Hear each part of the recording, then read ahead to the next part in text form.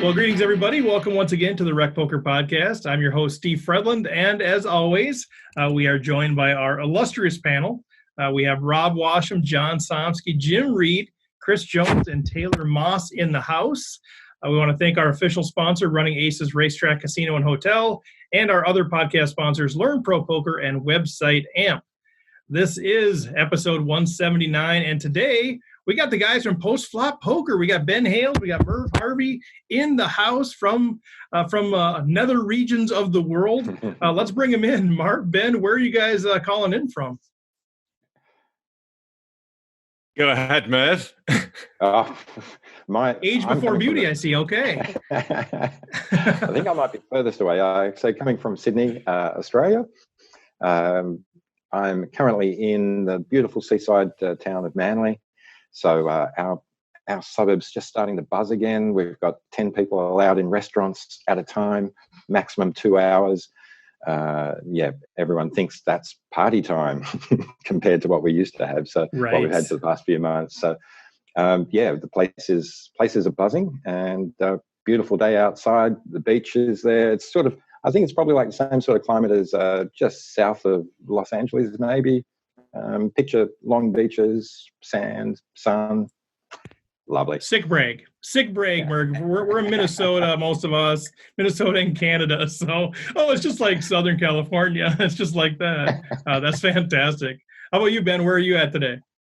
I'm in Bangkok in my home, and Merv does this to me every single episode on our podcast. You know, he talks about how beautiful it is in Sydney, and I'm stuck in my condo. Well, at least there's consistency there. At least you know what to expect from him. It's true. Yeah, he's very colorful with his descriptions.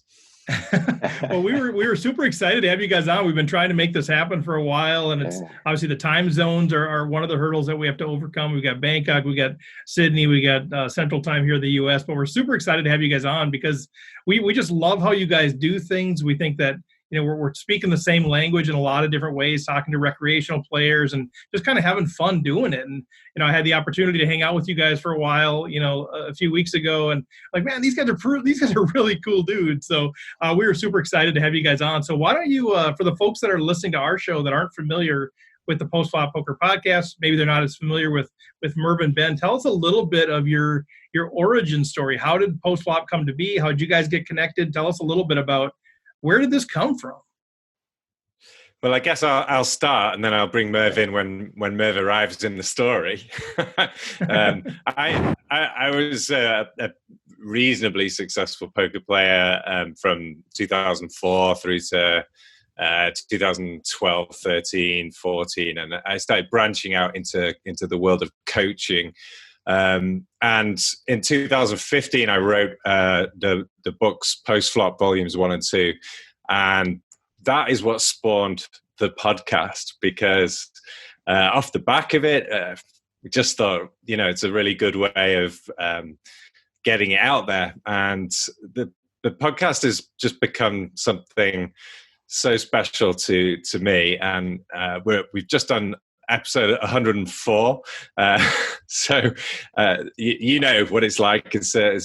Everyone is an achievement, and you feel a sense of pride. And I've been buzzing. Merv joined, I don't know, it was around episode 28, was it, Merv? Yeah. Something in that range. So Merv's been with me for a large part of the journey. We've always been a kind of Anglo-Aussie podcast from the very beginning. I had an Australian chap in charge with me, and so I was delighted when I got Merv on board to keep that going, because that differentiates us a little bit. We haven't got those American accents, and a few people appreciate the different accents we've had on the show. We had a Dutch fellow on for 70 odd episodes, and he was very entertaining with his Dutch accent. So it's been a podcast. We're very, very similar to yours in that we direct it in a jovial way at the recreational player. It's not super serious, but we do a lot of hand analysis. And that's a pretty decent intro. Merv, what have you got to add? Well, I guess when I came on board, we were going through the chapters of the Postflop book one by one. Yeah, that's right. And we had nearly got to the end of the chapters in the book, and it became a question of, well, where do we go from here? We're going to run out of chapters. And I had a long list of people that I really wanted to chat to, and I thought, maybe we can get them onto the podcast. So, a bit like, as you know, Steve, getting poker players available at a particular time and lining them up and having them be there. You never know. They could still be in the tournament. They could be regging for another tournament. We've had them on, and like they're waiting. They're in the lobby of a. Remember remember that one we had. Kenna was on. He took a break. He left his stack. He came to talk with us for a while he's in the lobby of the hotel. And you're right. Like the 1 minute leading up to the thing, you don't know, are they going to show up? Are they not? You just don't know. It can be a struggle. Yeah. Yeah, exactly. So it's been a real pleasure of mine being able to kind of find guests that we can get on at the same time as myself in Sydney, Ben in Bangkok for a while there.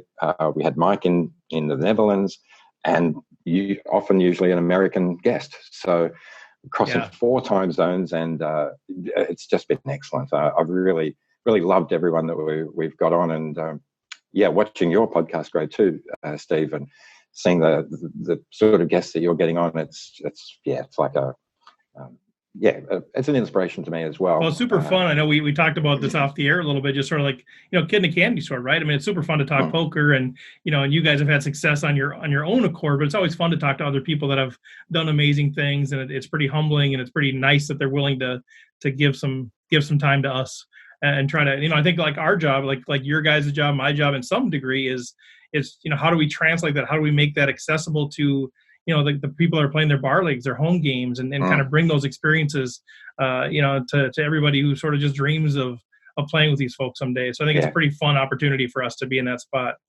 Exactly. And one of the best things is that we discover that these guests that maybe super high up in the media world, they're just regular people as well. And when they get a chance to chat to us and pass on some of their background and their history and all the different I guess all the different stories and different tips. I just love it. Get so much out of every episode, and it's fantastic. Love it. Well, it's been one of my favorite podcasts for a long time. I'm not like the great Chad McVean, the superhuman podcast listener, and John Somsky here on our panel also is an avid podcast reviewer. But I listen to a few poker podcasts, okay? And I will say yours clearly has the catchiest music. So, you listen to a lot of podcasts, you hear a lot of jingles, you hear a lot of bumpers, but I will say unreservedly, we don't give out a lot of awards here, Merv. No, but if we're going to give out an award on the podcast, I think I'd have to give it to you guys for the music alone. So well done. A little award applaud for you guys. Fantastic. That's amazing. We've only been on 10 minutes. We've got an award, man. Right. It doesn't take much, We've actually given Taylor Moss a pin for winning something too. So it's just kind of whatever, just kind of take it in stride. We just kind of they're a dime a dozen. Maybe we'll send you a Rec Poker pin maybe for your award playing music. Oh, but yes. well, one of the things that we like to do is, is it your actual birthday today, or did you just recently have it? In America, it still is because it's May 18th there, right? Yes. Whereas here it's May 19th. So I've actually had my birthday yesterday. I started celebrating it on Saturday night because we could go out and have a dinner at a restaurant with my partner. So I have this long tradition of stretching my birthday out as long as possible, from the very first wish that you get from someone that remembers it sometime in May to the family get-together that you haven't got around to getting, and it happens in June. So that way I have like a month sort of birthday celebration. This seems like this is probably why you have friends around the world, so that you can start your birthday and then basically have it last for 48 hours. Oh, I'm going to go on a podcast the day after my birthday, and they'll think it's my birthday, and they can celebrate. And I see how it is. Well, one of the things that we love to do, guys, we love to break down hands too. I mean, we love to chat and catch up. But one of the things that we just love to do, and I know you guys do a lot of this, is breaking down hands. And so, if you guys are willing, we'd love to kind of jump into one and start tackling that with you. Definitely. All right, Chris, you want to take us there? Yeah, sure. Thanks. Yeah, I'm a big fan of your podcast as well. I'm excited for to talk about this hand. So thanks for being here with Excellent. us. Oh, Um, this hand actually is something that we kind of have monthly topics that we talk about as a group, and we've been looking a lot at sort of ICM implications, sort of big decisions.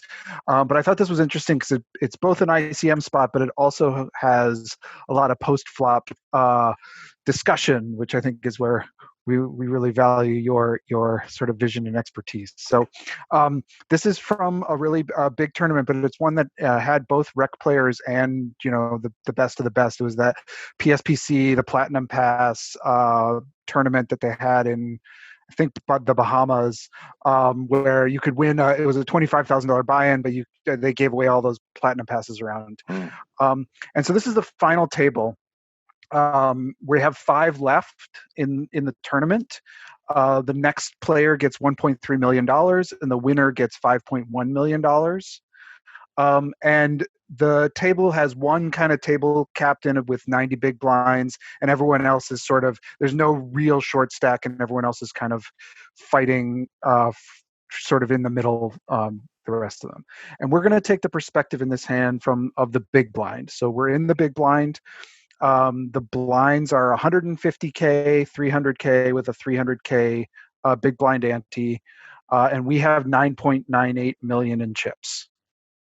So we have a decent stack, but it's not one that we're need to be messing around with too much.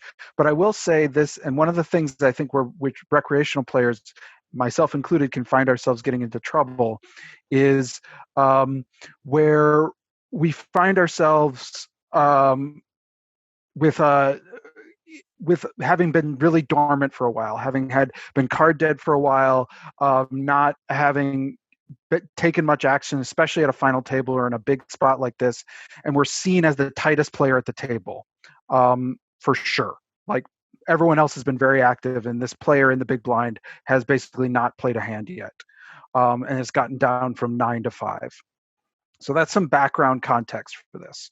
So we're sitting there in the big blind, and we have ace of spades, 5 of spades. And the cutoff opens to 650K. And what's our, I mean, this is pre-flop, I know, but what's our thought here? So the button and small blind fold. Yeah, so button and small blind fold. Yeah. So now we're facing one player. We can be heads up. We can call. We could fold, or we can raise here. So I want to know a little bit about the cutoff and his tournament situation. If you could, do you have the stack size? Yes. Has he got the stack size of the cutoff? He just barely covers us. He has 10.2 million. So we're really neck and neck. We have about the same stack size, but he just barely does cover us. And I will tell you, he's a Platinum Pass winner, for whatever that means. So won his way in one way or another. Did not plunk down the 25K to be there. And so, and has been more active than us at the table for sure. Mm. Yeah, so I mean, this is a spot where we should not be folding.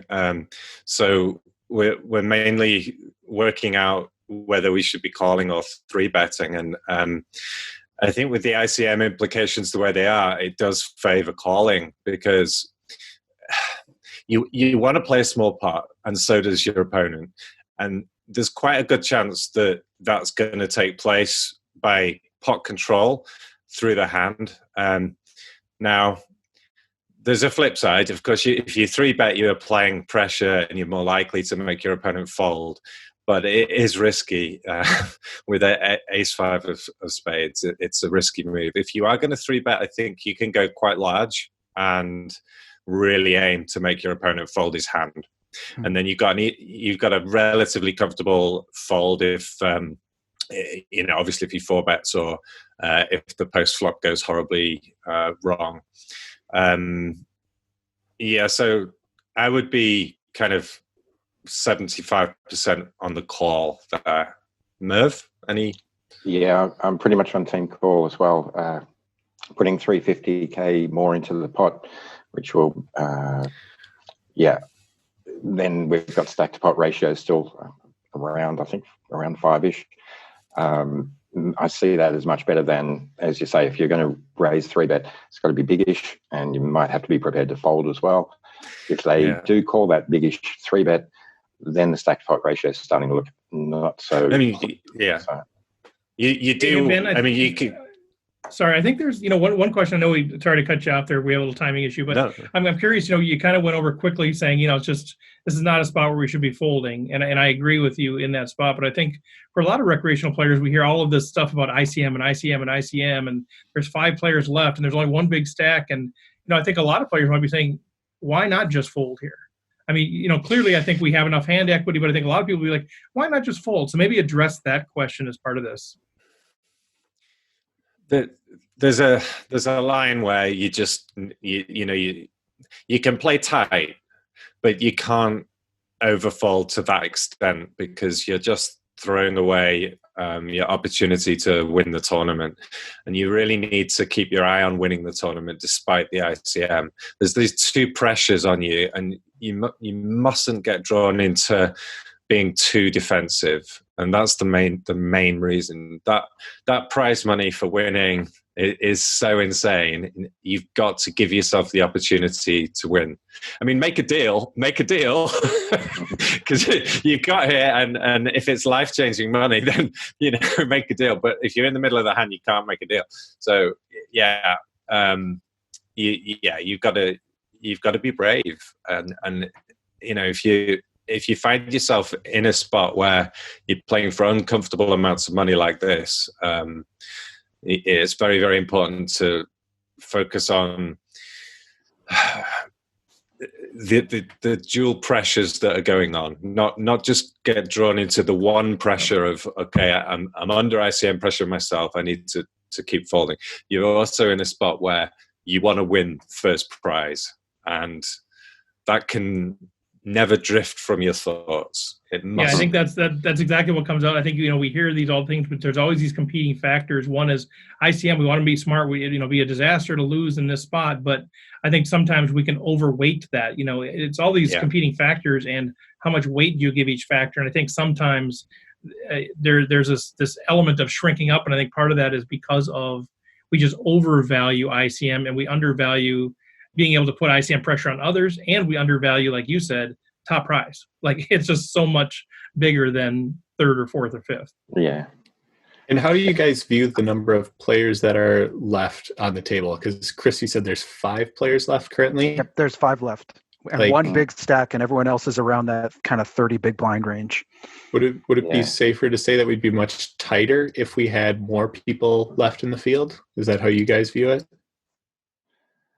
I personally would still be looking to call. If I'm closing the action, I've got 30 bigs. It's going to cost me 1 and a bit bigs. The difference between 29 and 30 bigs at this point is not huge. So I think it's well worth chucking in, especially with a hand like Ace-5 suited. You really can get, if you get a good flop, great. You're in. If you whiff it, then it's a simple fold, and you've got 29 bigs left instead. If it was something like Ace-6 off, Ace-7 off, that's when I would be probably considering the team fold and just saying, no, this hand's not. I'm going to be under pressure if an ace does come, in case I'm out kicked.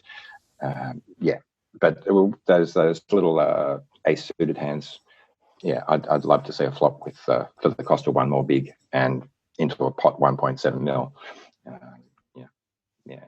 I mean, the pot odds are just so good, and the size of the raise is attractive for the pot odds, and you got your antes in. So, I mean, you've got to really stick around, and the call is just made really attractive. So I think how much should you be 3-betting? How often should you be 3-betting compared with calling? I think you have to call quite often here, just because of the pot odds. If the raise size is a higher amount, then you need to actually 3-bet more often, and consider folding sometimes as well.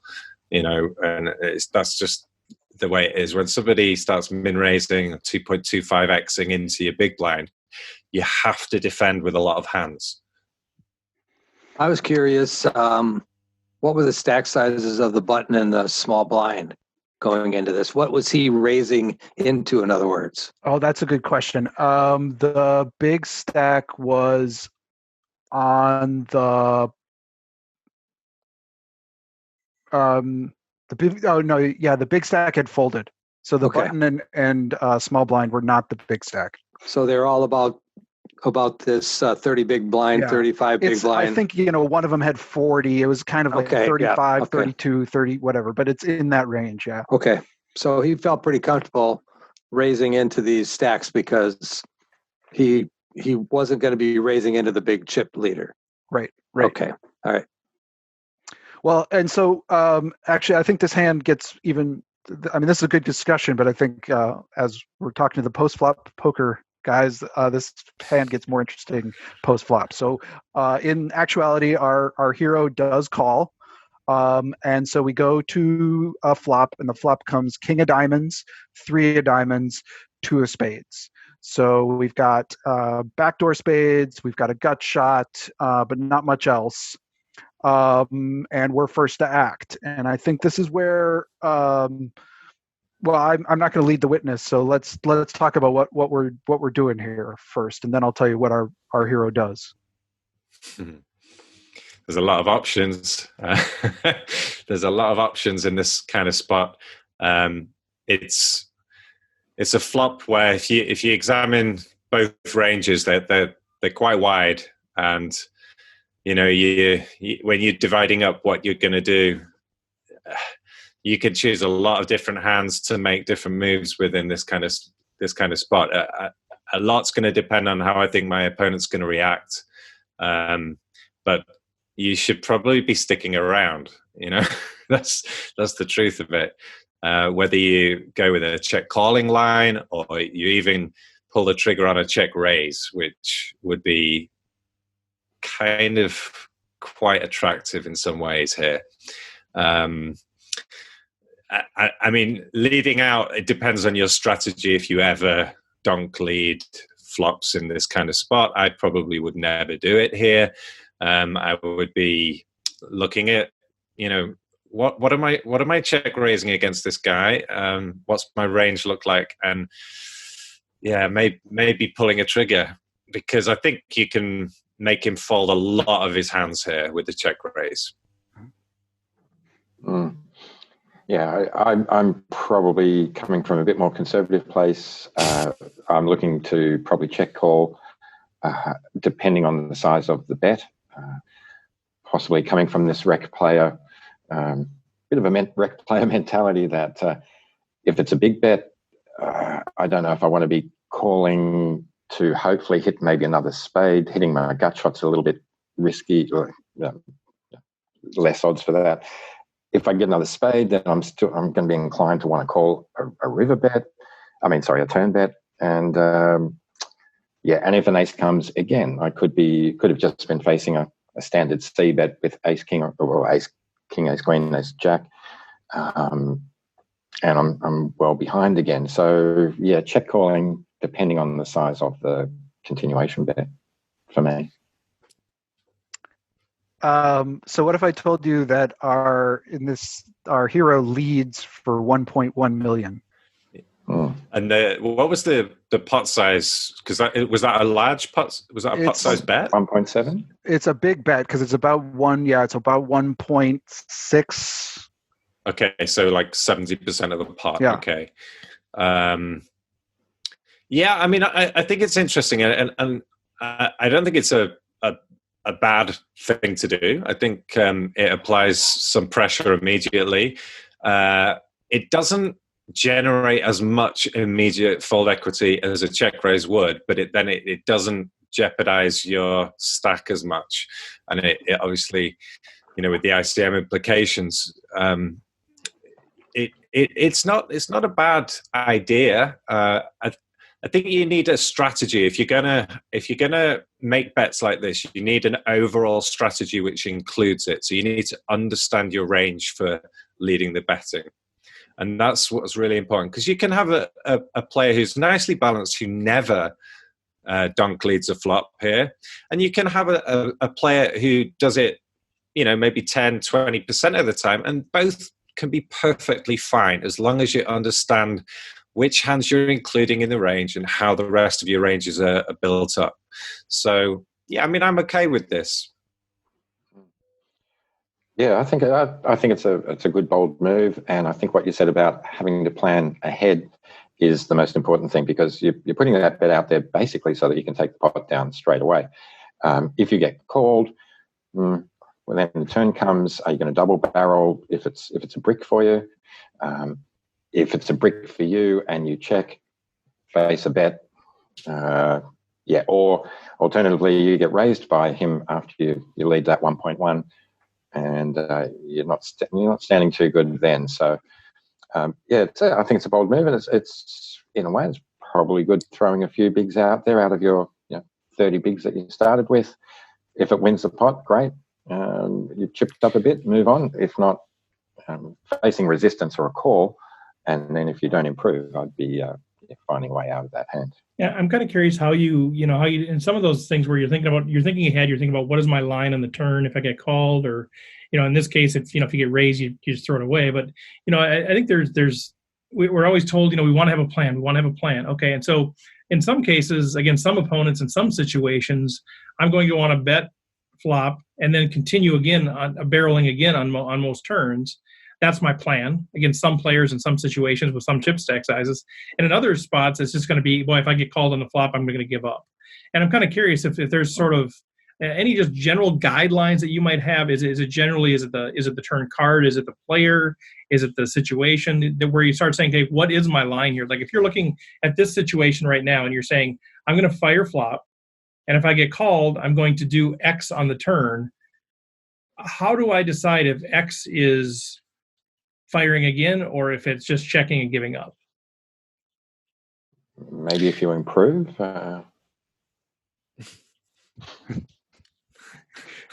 Sorry, Ben. No, I mean, obviously, if you the turn card, you need to have a general concept of which turn cards are going to be. Short of improving, I guess. Let's assume that I'm thinking what's my overall strategy, assuming it's a blank of whatever I determine a blank to be. I mean, you need to be able to continue with enough hands on think about what all the possible turn cards are as a, I know it's very difficult to do, but have a general concept of how many are going to be blanks, how many are going to be good for you. In this particular hand, you have got the 2 diamonds on board, which is a little bit more difficult to generate as much fold equity. So moves like the check raise or leading the betting on the flop are a little bit more uncomfortable. And with a gut shot draw like this, backdoor flush draw, it's not one of your best drawing hands that you could possibly be holding. So if you're going to include this hand within either of those ranges for being a bit aggressive, then I feel like you need to think your opponent's going to fold too often, because you from a GTO perspective, you're probably including a few too many hands in that range. And there aren't going to be as many great turn cards, and you're probably not going to be able to progress as often as you should be able to on the turn.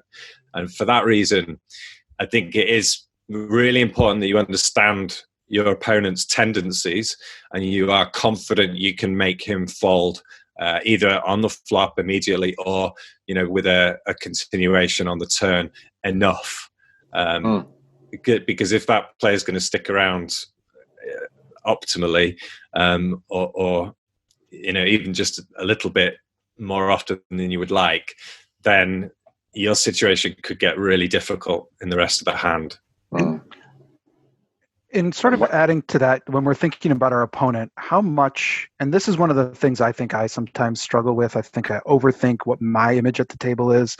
How much do we put into consideration the fact that we've been so quiet that we've basically been folding for 4 eliminations and probably an hour of play. The final table hasn't seen us do much of anything, and we're up against a Platinum Class winner who probably may be a very good player, but is just not as probably experienced as some of the other players at the table. How much of that goes into whether we choose to take a more aggressive line?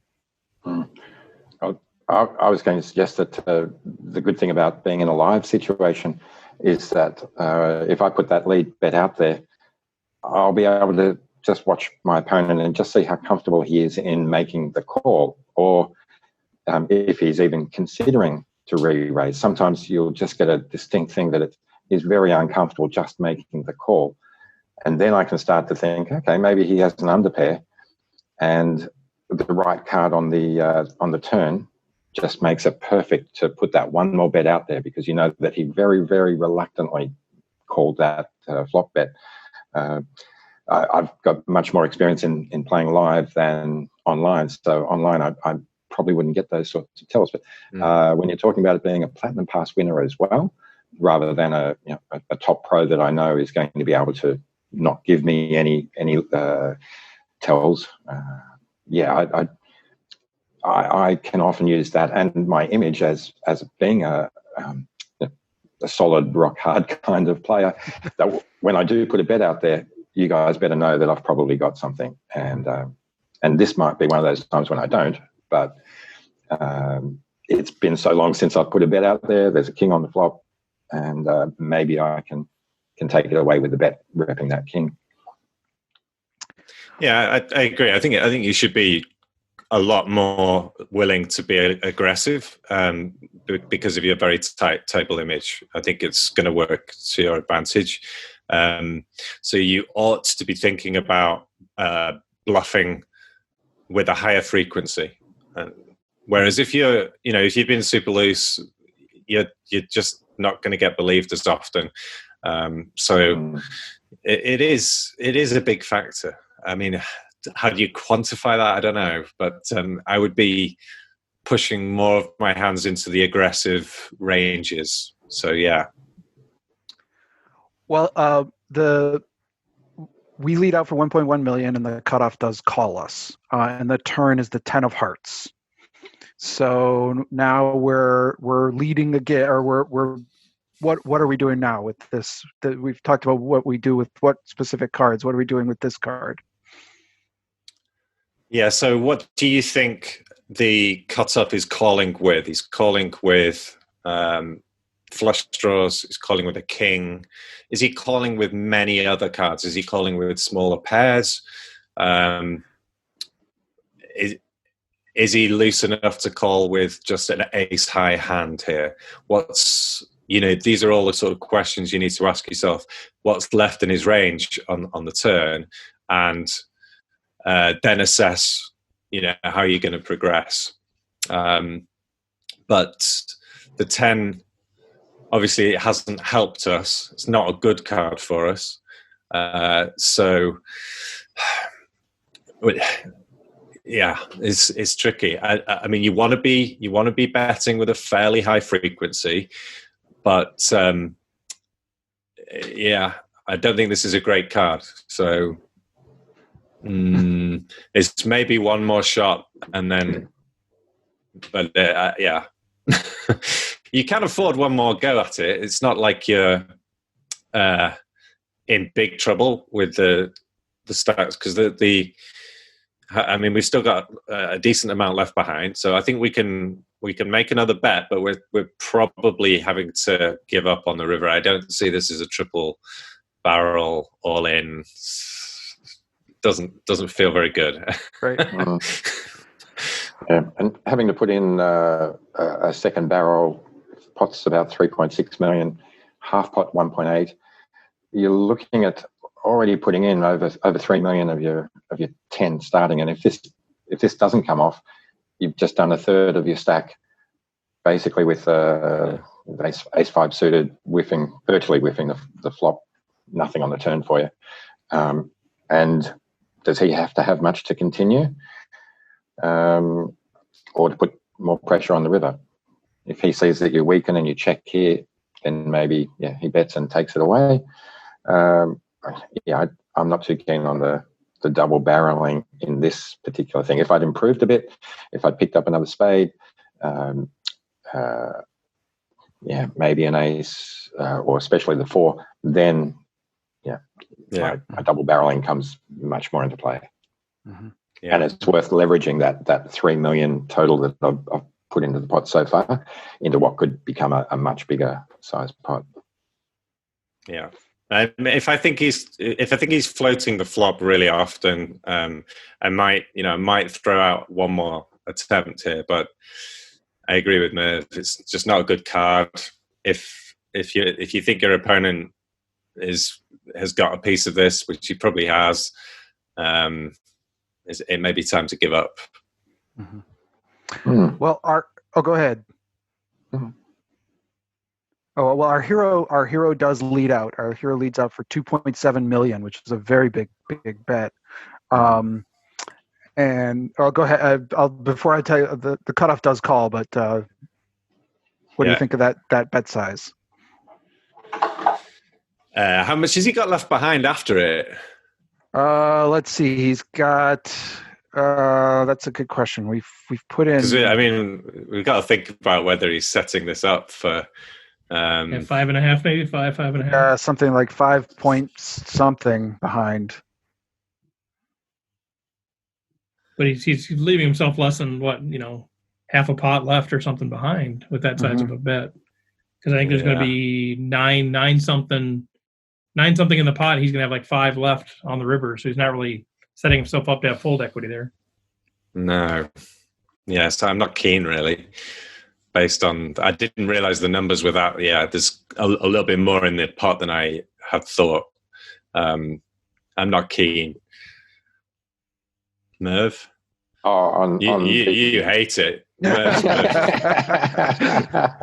Come on, Merv, tell us how you really feel. You're pretty right there. Yeah, as soon as I get that call, I'm big swallowing the gulp, and there's a big chunk of my stack that's potentially gone unless the magical 4, and preferably not the 4 of diamonds, comes on the river. So yeah, I'm not liking that lead. Definitely not liking the call by the cutoff. I would have preferred a check, and then probably just about check, give up. That's me personally, but he's going for it, and he's putting the pressure on. It's 75% size of the pot. So if he's got that inclination, or he's just got that kind of feeling that he's just he's going to get. He is going to get a lot of folds here. Yeah, he's going to get a lot of folds. So I mean, the bet itself, I'm not too keen on it, but it's not awful by any means, and it's more just a case of once he gets called, like Merv says, he can't continue. That's it. Don't pull the trigger on a bluff on the river. It's just not going to work often enough. Well, I'd be curious if you're in the cutoff, what does that bet sizing mean to you? We talk a lot about bet sizing, and if you're in the cutoff and 3.8 or whatever's in the middle, and the guy bets 2.7 out of his 7 million stack on the turn, like how do you read that? Like what information, if anything, does that give you? Assuming that they're a thinking player, you can. Does that signal strength? Does it signal weakness? Can you draw any sort of inferences from that, knowing that if you call, they have a half pot size bet? Or what do you do with that? Not in a. I mean, if you're playing online with people that you know very well, and you know that they have, say, certain bet sizes on flush draw boards, then you can make those inferences. But if you're just playing with someone for the first time on how can you really know what they're doing? I think that bet sizing tells once you reach turn and river, you just can't start reading too much into it. I don't subscribe to that at all. I think people get way too they believe too many things that just really aren't necessarily true. So I think you've got to be really cautious of that. So unless they've been betting 30% of the pot all the time, and now all of a sudden switch it up, unless they do something like that. Yeah, you need a sample size. Yeah. You need solid information before you can start making sweeping judgments, for sure. So I mean, a 70% bet size might be this player's standard sizings, and a lot of players will make these bet sizes, but in modern poker, in these tournaments with 30, 40 big blind stacks around, most players are choosing 30, 40, 50% bets these days. So it is a large bet size, and it's not great for an ICM intent spot. Yeah, I'm not a fan of the bet size, but from the opponent's point of view in the cutoff, it does apply more pressure. And like I said before, unless he's got a king or a flush draw or something fairly decent here, then I think he's going to be folding a lot of hands. So when he makes the call, I think that's it. You've got to hit the river. All right. Well, how does this feel when he makes the call? We hit the ace of clubs. Oh, that's the worst possible card to hit.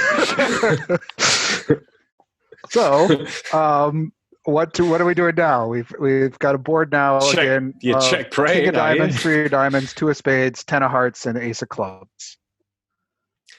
I mean, is your opponent calling with a king?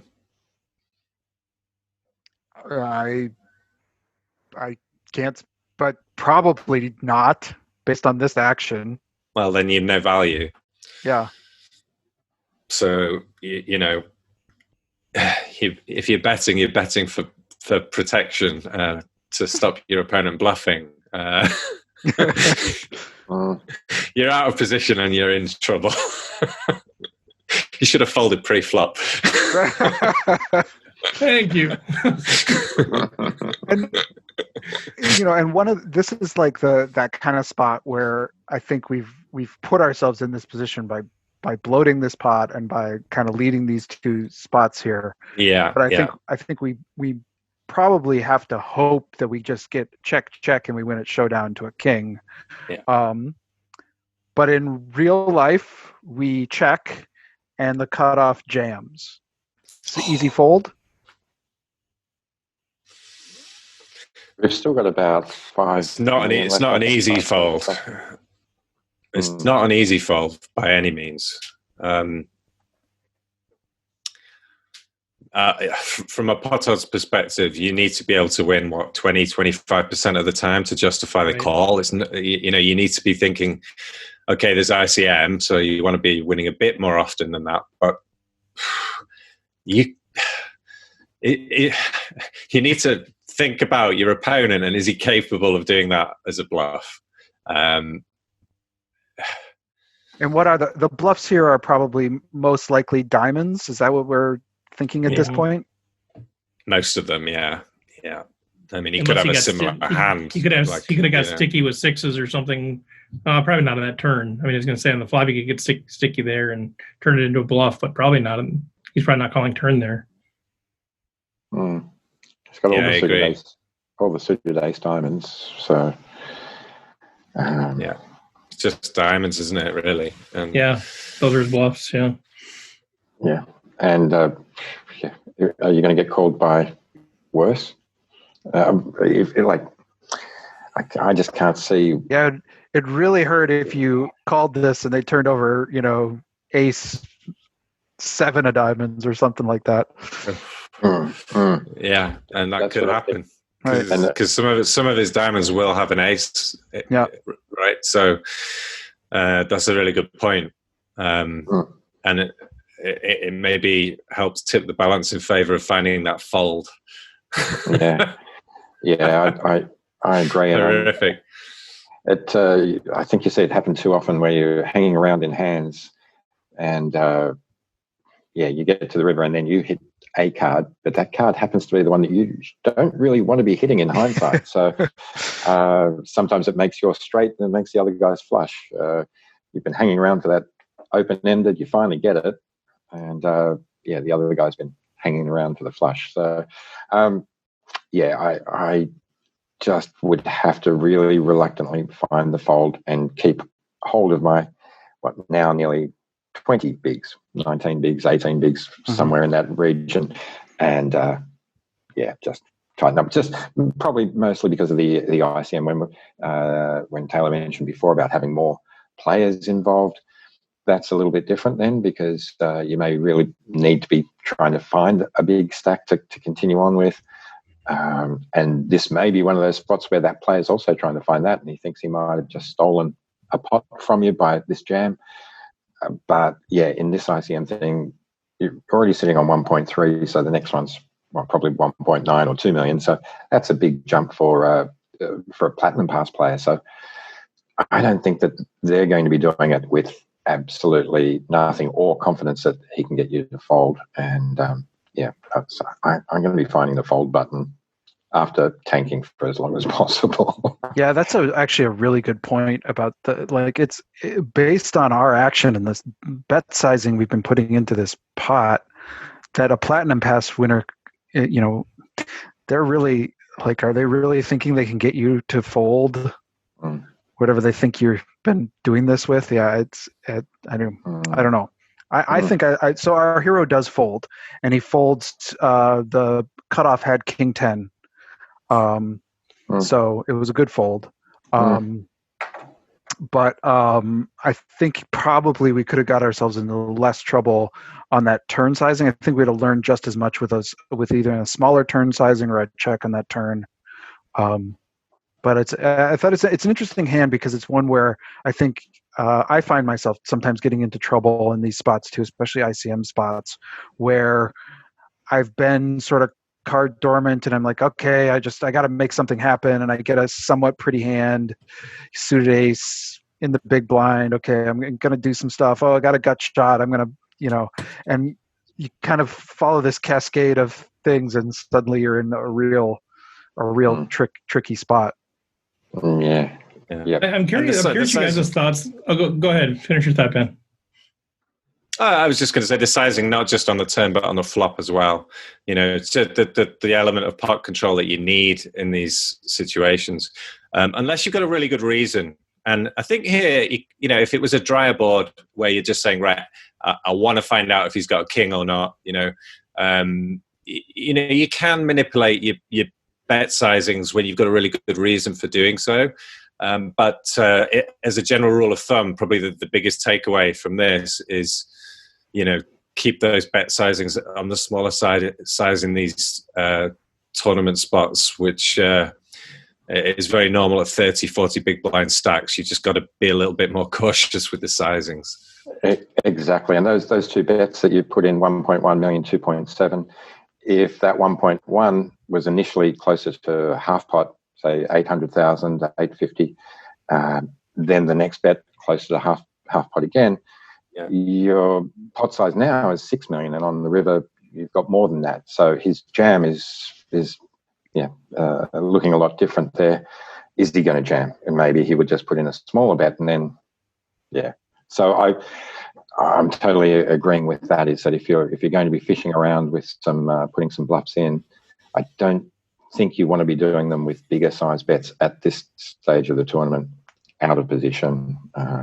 Yeah, I love that. I'm curious your thoughts on this. It's sort of a creative line, but I just want your feedback. So let's say on the river, there's 9 million in the pot and we have 5 million behind. What about leading out for 1.5 million? Knowing full well, there we get called by a king. Knowing full well if we get raised, it's an easy getaway because our opponent has to imply that there's no fold equity. I'm just curious about that. I'm trying to think about those sorts of blocker bets a little bit in my game because I don't do it very often. I'm always looking for spots for that. And I'm just curious if this is a spot. If we get re-raised, we still have 12 big blinds and we continue the tournament. It's a very easy fold. We maybe get called by a king. We're taking the bluffs out of their shoving range. I'm just kind of curious if I'm thinking about that as a possibility here or if this is not a good spot for something like that. I would urge not to do it just because of the flush draw on the board. I think that it makes it less attractive to me. See where I'm actually thinking. Isn't it something that some of the solver solutions have kind of started suggesting, or I seem to be seeing them floating around where, some of these small size bets are enough to get the person off there. And if they had been calling along with a flush draw that's just missed on the river, maybe they just give up and I think it has to be a small size. And that's what I was thinking. Like okay, so we take the I think we take the bluffs out of their range. Are we on the river? Sorry. Yeah. On the river. Yeah. Oh, sorry. Yeah. No, so we hit the ace, and so it's on the river.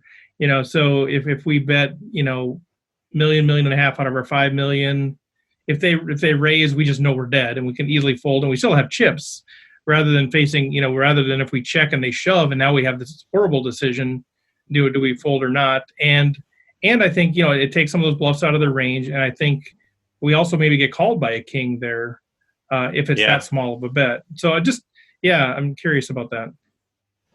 Yeah, it's very logical. Like a 20% bet or something. It works well. It works well as a small value bet. I think you're right. You get called by a king. It's a glorified check, but it just makes his decision more difficult. And he's raising rather than just right. Just if he has 2 diamonds, is he going to rip it in there? Is he going to turn 2 diamonds into a bluff there? I don't think he would. That would be pretty. You'd have to have a pretty good read on me to do that, I think. Yeah. What if you do that? What hands do you show up on this board where you're going to be able to call a shove? Because I think if you do that, you have to have. Are you doing this with pocket 3s or pocket deuces? Yeah. Okay. Yeah, I'm doing that with ace king, queen jack, ace 10. Set. Yeah, you can balance it quite nicely. Yeah. I think it works quite well. It looks very value-y, right? It looks very value-y. Yeah. Good shout, Steve. I like that. Well, I don't know. Well, there's plenty of spots where that's not appropriate, but I'm just trying to figure that out for my own game. Like, where does a blocker bet make sense? And this felt like maybe this is one of those spots. It's sort of a blocker bet. It's not of a value bet. It's sort of all kinds of things going on there. Okay. And I love it. If you're on our podcast, you might have got a medal from Merv there. Yeah, that's true. That's a very good point. I like it because it's not the triple barreling all in on a bluff. Well, it's nearly a bluff. You hit your ace, but it's I'll give some credit to Taylor. Taylor is probably not expecting this, but he's the one that sort of introduced me to this. I think it was several months ago in one of our shows that we were doing hand history. You sort of mentioned something like this in one of these spots. I'm like, that is super interesting. I want to explore that a little bit. And so I've been doing a little bit of research on that. Nice one, Taylor. Yeah. I've unleashed the creativity in Steve. I love it. I'm an analytical guy. I'm not allowed to have creativity. So this is what I do when nobody knows. Oh, good stuff, Chris. Nice hand. Yeah, thanks. That was great. Yeah. Well, any other thoughts on that, you guys? I know we're at time here already, but any questions, any thoughts, any other insights from that hand or things that are coming out from anybody?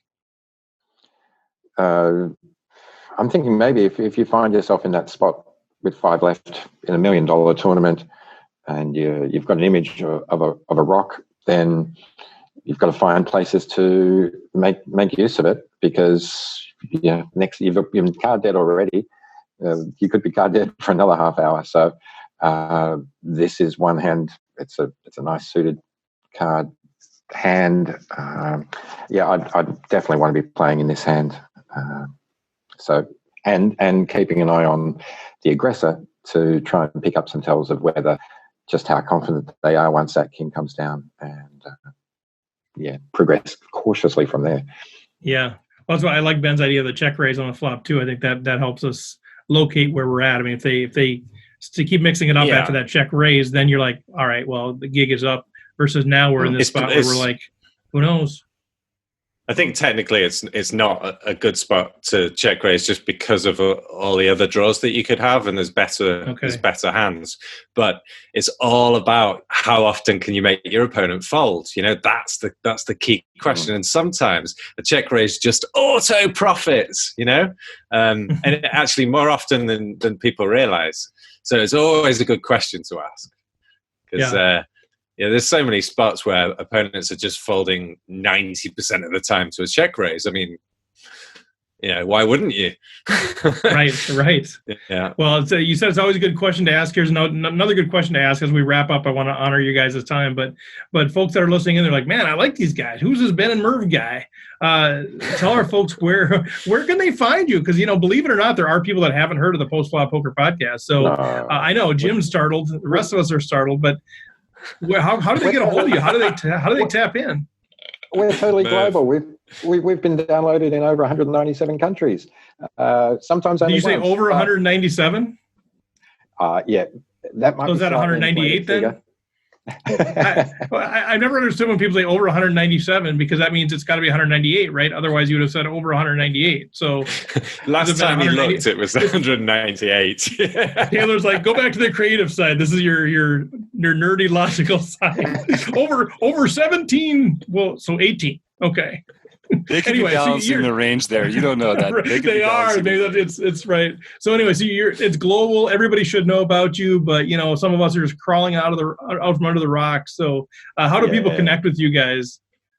Yeah, well, I mean, probably the simplest way to start with, postfloppoker.com. That's the website. There's an email contact request form there.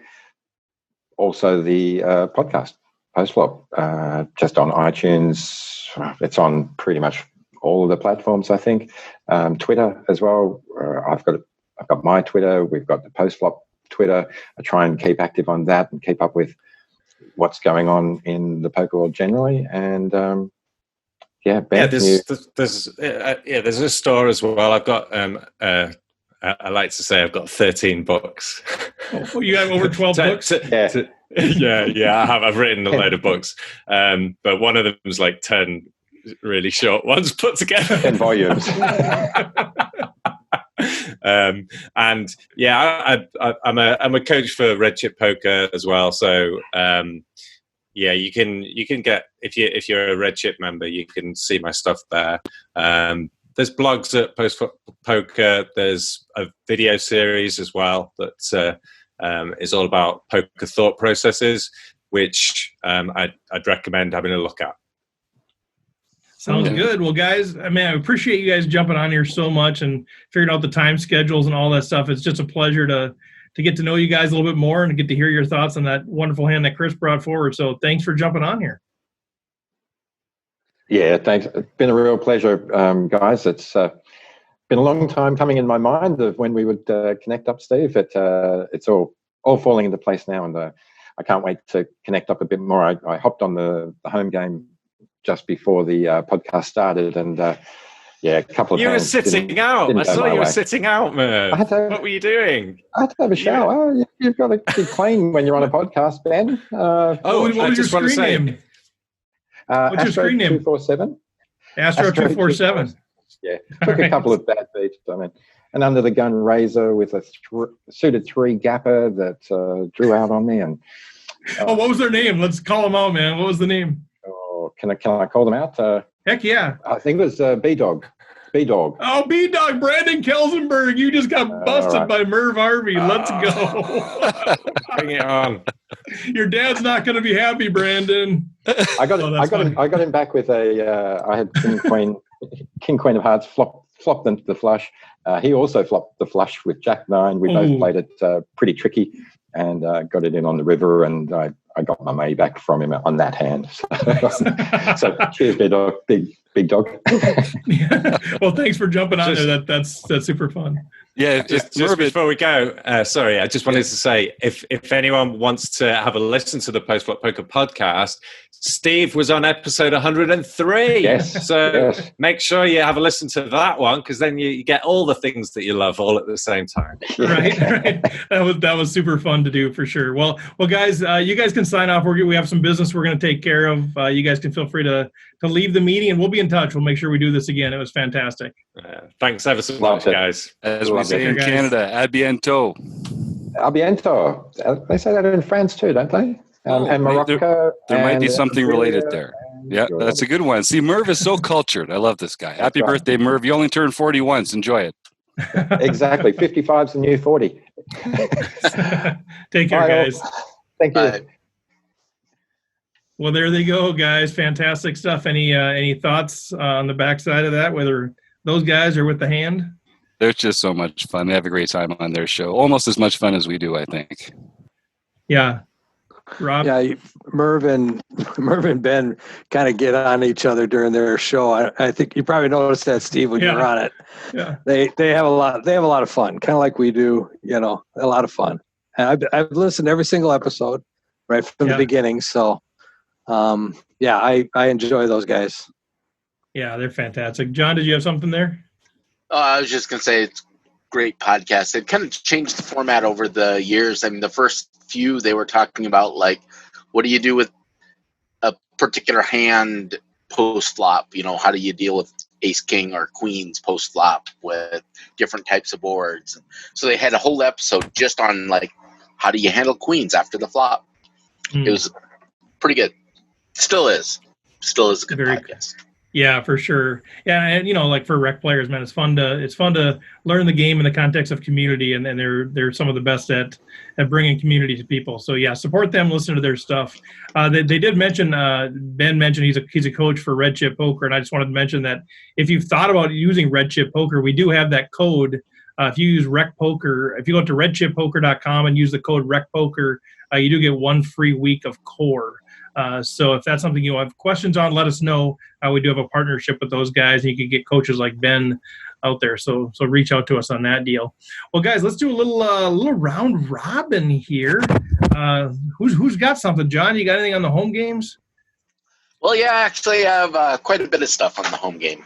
So first of all, just remember the main series are that we keep track of Player of the Year points are the first and second Wednesday of each month. So that's going to be June 3rd and June 10th. Badoogie is going to be the mixed game in June, and there is a video that is coming to help you learn the rules of Badoogie. And then, that video should be up. That video should be up tonight or tomorrow. John's already given it to me, produced it. So if you don't know anything about Badoogie, get out there to the YouTube channel and check it out. Yep, and you can find that on the home game page on rec.poker. Yeah. There'll be a link to that eventually as well. Maybe take me a day or two. But then we, of course, had our Tournament of Champions, the very first one that we had, the very first silver pin. And the winner of that was none other than Graphic 16, Roger Shoot. So nice job, he is Roger. The winner of the very first silver pin. And then, of course, we had our mixed game this week, and it was not Mike Patrick that won against all odds, So Jefferson Kuffenberg won the mixed game, Omaha 8, Marbles Jam, and took down the mixed game that night. Yeah, and he called his shot, John. He was on Facebook, and he said, "This is my favorite game." He said, "I think I'm going to win this thing tonight." He called his shot, and he made it happen. Yep. Yeah, that's pretty impressive. That's amazing. So, from now on, we all thought Mike had the whole Canadian factor working in his favor for the mixed game there, but Marbles beat him out. What a pro! Yeah, you guys are sort of slacking anyway. The Canadians are sort of slacking. There's only 14 more days I have to dodge, and you guys are like 1, 2, maybe 3 of you are showing up to play each night. So it's like, this is never going to happen. I'm not even I hear it. Anymore. I hear what you're saying. Now, I wanted Merv to win one tonight because you said if a non-American won in the month of May, that was going to be enough to put you over the edge. I was rooting for Merv. 14 days to dodge. I think from now on, just to keep it up, I'm calling my shot. I am winning every tournament from now in perpetuity. So if I ever win a tournament, I called my shot. That is a baller play, John. That's a baller play. There you go. So anyway, May 11th for the social distancing series, we have Megra 44, Doug Drabeck won. On May 12th, some dude named Poker Geek MN won. Again, he's just glossing over another victory. Nice job, John. Thanks. May 14th, Shamu Astris 27140, Roger Lamp won.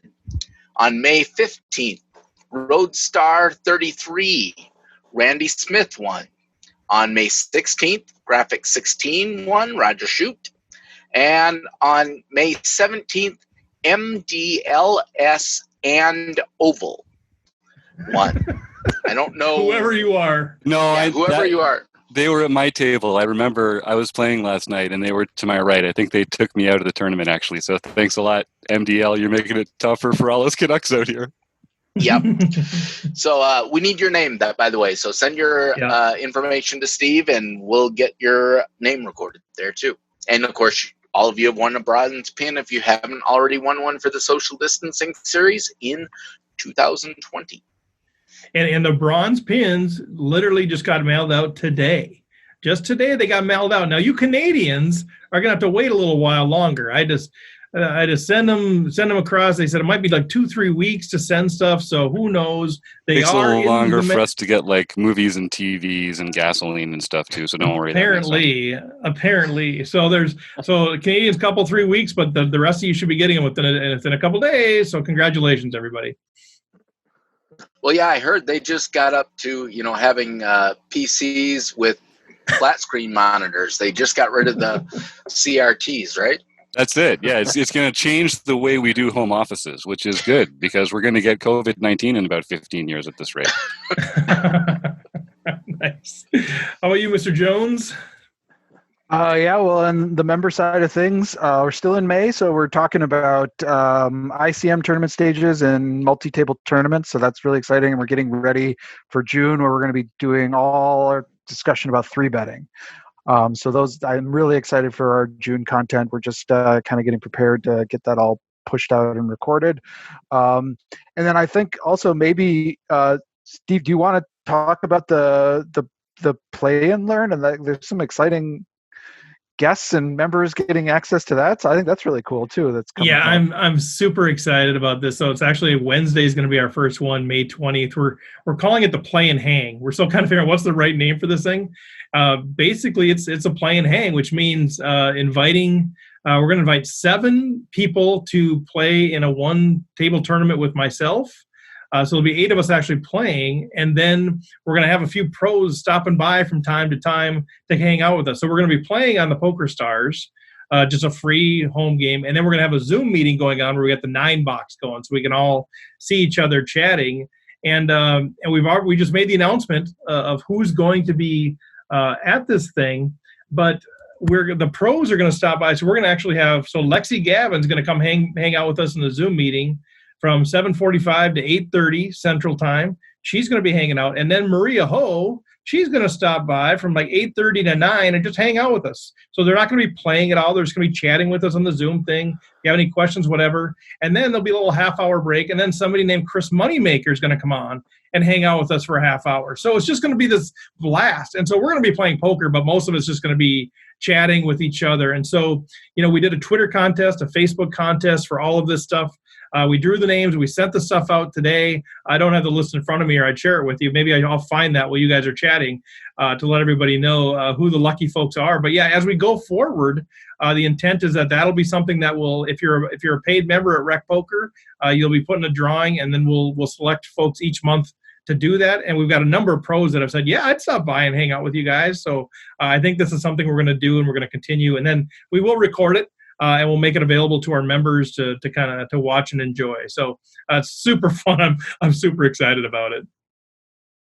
So the player, you want me to give you the names of the people who Do you have them? won? Yeah. Yep. Yeah, John. Chad McBean, Kian Tavolke, JB Bird, Mark Wittig, Colin Anderson, Mike Patrick, and Kelly Stork. Some of the big hitters here at Rec Poker. That's going to be great. There's some big hitters there. So it's going to be really fun. I'm super excited about it. Yeah, John, thanks for pulling it up. Appreciate that. Jim, is there anything with Learning with Partners? You want to give an update on there since Andrews wasn't able to make it tonight? Yeah, he was busy. We're all pretty busy over here, the stuff we're putting out together, but Andrew's been doing a great job with these Learning with Content Partners on the second and fourth Wednesday of every month at 6:30 Central Time. You can get in there, and he's going to take you behind the curtain of some of the great training sites in poker right now. I'm not sure what he has lined up for next week, but I know I would go and check it out if I wanted to learn more about some of these advanced training techniques from some of our content partners. It's one of the things that I enjoy most about our site. We've got all these great seminars and features going on, and it's exciting to be a part of it.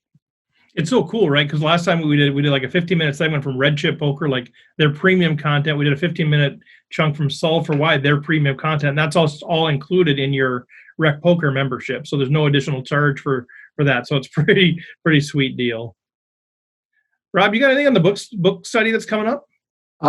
We're starting to talk about it. Yeah. What are we thinking? I guess Jim has been leaking a little bit of news on this already. I blew it. He said It was Keto Man and Illy Chippies. They held a gun to my I'm sure. throat, and they made me tell Illy Chippies, take the knife away. Jill. We're going to be doing a book study using The Game Plan by Matt Matros. He's been on the podcast before. Yeah. So very, very fun guy talking to him. Great book. I've started reading it, so that's a good thing. I believe, if I'm not wrong, I believe our first poker study will be on June 17th. Is that right? Yep. And so the first day we'll just kind of do an intro to the book, get everybody familiar with the process and how we're going to go through it.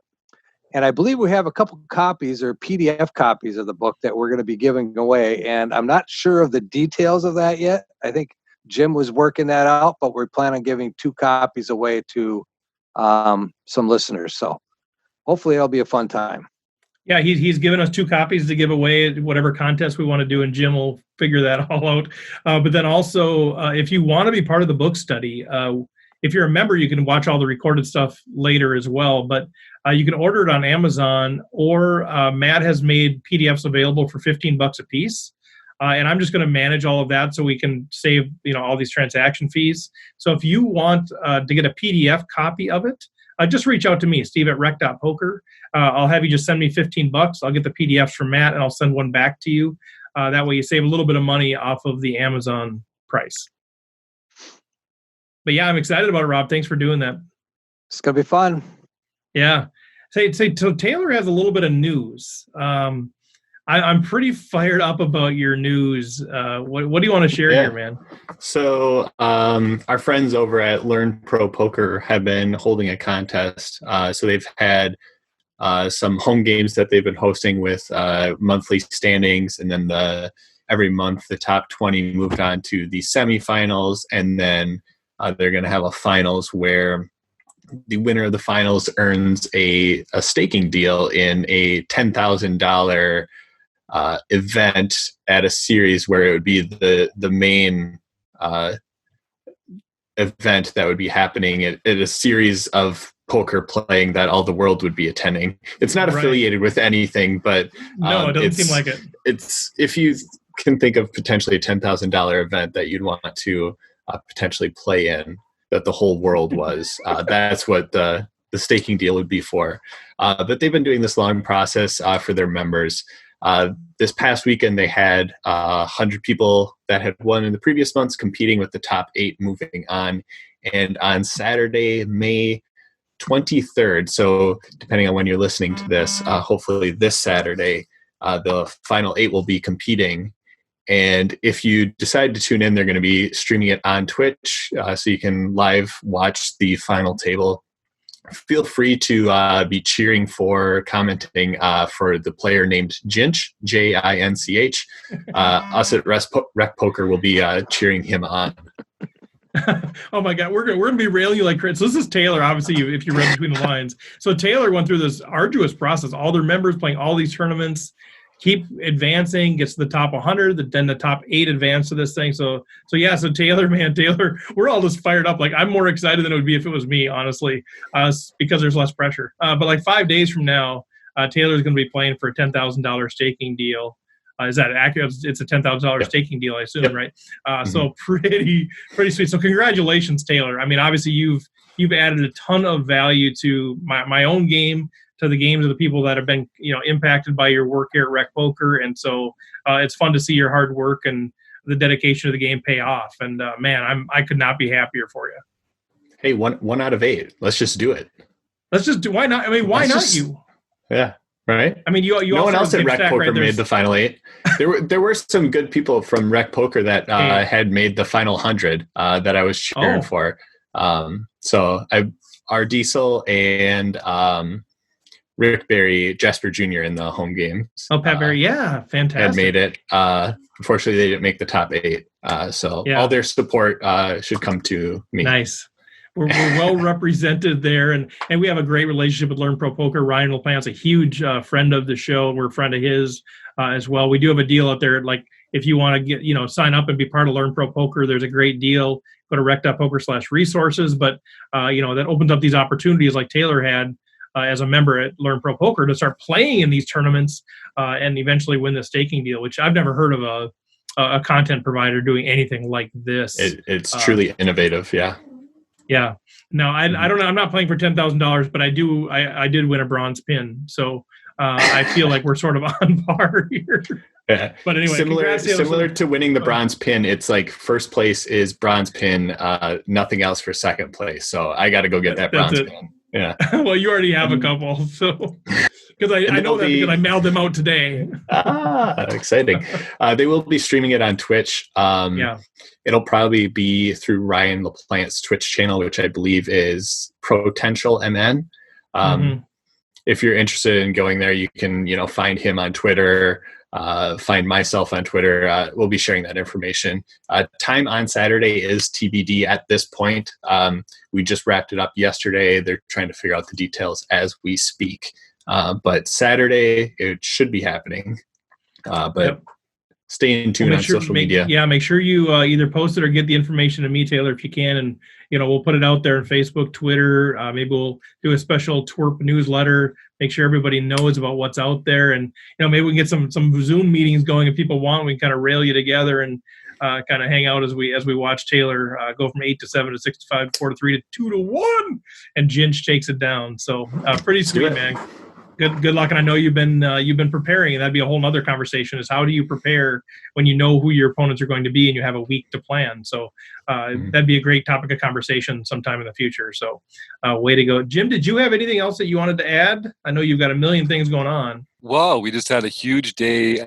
We sort of leaked last week that we're putting the finishing touches on the new website, and today was a big day for that. We made some great progress. I am over the moon with how we're coming along. We're going to get some people in there this week to help us see all the little spots that we're missing, but this new website's going to be great, and I just cannot wait to unleash it on all you Rec Poker Nation, because you're going to get a big kick out of it. It's going to be great. Yeah, it's super easy to use, and it's super fun, and it looks good. And man, we're gonna have all the content very easily accessible for all of our members and different membership tiers, and it's fantastic. Well, anything else for the good of the order, gentlemen? I know it got to be a long episode, but a lot of really good stuff happening at Rec.Poker. So, and and Merv and Ben are too good we can't cut them off. Too good. You know what? Actually, it just occurred to me. That MDL guy, the person that won the home game last night. I'm not sure they were American. Well, I'm just thinking something. I don't know who they are. I don't know who they are. But I seem to remember the person to my right. I made some comment about how if they also weren't from America. Okay, we're gonna have to do some detective work here. Yeah, John, Steve's in there deleting database entries. I'm changing the flags right now. Yeah, that's right. You're gonna see like crayon Canadian flag. We turn this upside down and. Flag. Wow. Keep on talking. I'll look it up. Let's leave them hanging, folks. Let's leave them hanging for a week. We're gonna see what's going on. We might get Steve singing. Oh my god! No, I thought. Okay, well we'll see. I do not know. What's the Mexican national anthem? We might need to do a matinee performance. Oh man, what was the other one I promised I would do? Was it Australian? It was for Australia, one for Merv. But if Merv won, I said I'd sing the Australian one too. But they're from Mexico. Oh yes! Yes! I don't know that. Yes! I knew it! John, are you kidding? No, I'm not kidding. I'm totally serious.